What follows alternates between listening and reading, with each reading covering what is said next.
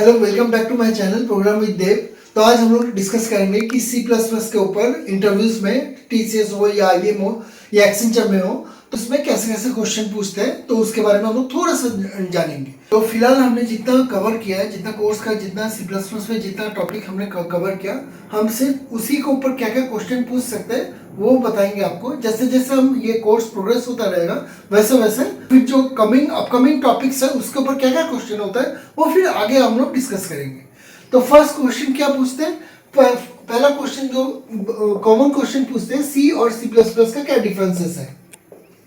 तो सी और सी plus plus में क्या डिफरेंस है ये मैंने अपने प्रीवियस वीडियो में भी बताया था। आज के वीडियो में मैं फिर से थोड़ा सा रिकैप कर लेता हूँ कि सी क्या होता है। C is a procedural level of language, procedural level language. And C plus plus क्या है, C plus plus is a extension of C with class. तो सी प्लस प्लस में क्या होता है, एग्जीक्यूशन जो होता है। और अगर यहाँ से मेरा प्रोग्राम शुरू हुआ मेन फंक्शन, तो ये टॉप डाउन अप्रोच रहता है, ऐसा रहता है। एग्जीक्यूशन हमेशा मेन से शुरू होता है और ये नीचे तक जाके खत्म होता है, ये होता है टॉप डाउन अप्रोच। और सी प्लस प्लस में क्या होता है, सी प्लस प्लस में हम लोग पहले क्लास को डिफाइन करते हैं। क्लास कोई भी हो, क्लास को पहले डिफाइन करते हैं, उसके बाद हम लोग मेन फंक्शन लिखते हैं। लेकिन एग्जीक्यूशन हमेशा मेन फंक्शन से ही शुरू होता है। तो यहाँ पे क्या होता है, टॉप डाउन अप्रोच होता है सी में, और सी प्लस प्लस में होता है आपका bottom up approach.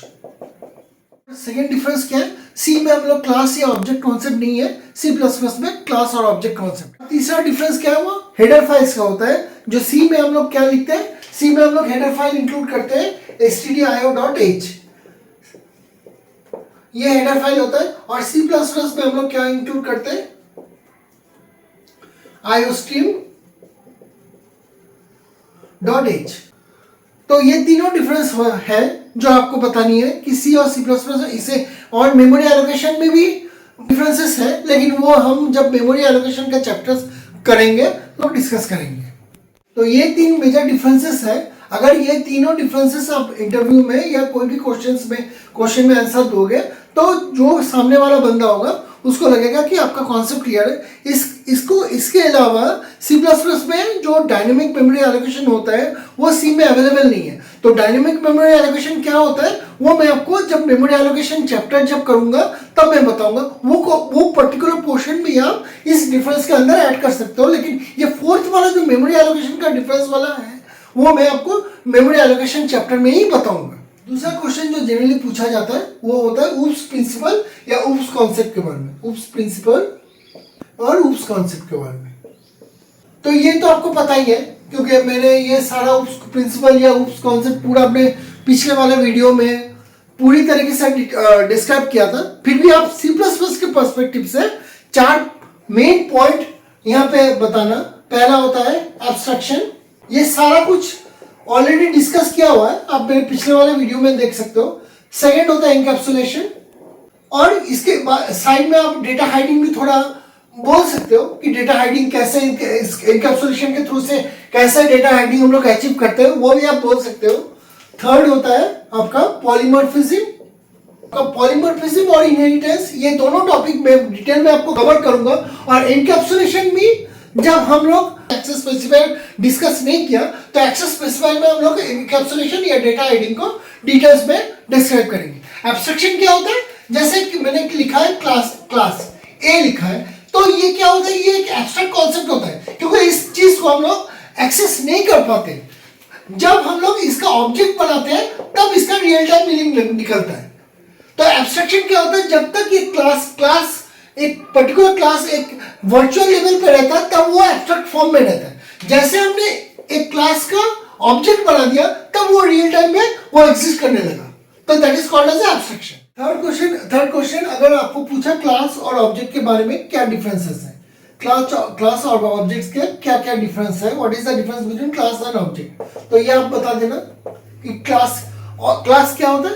Class is a template on which we are creating object. So object is a type of class type.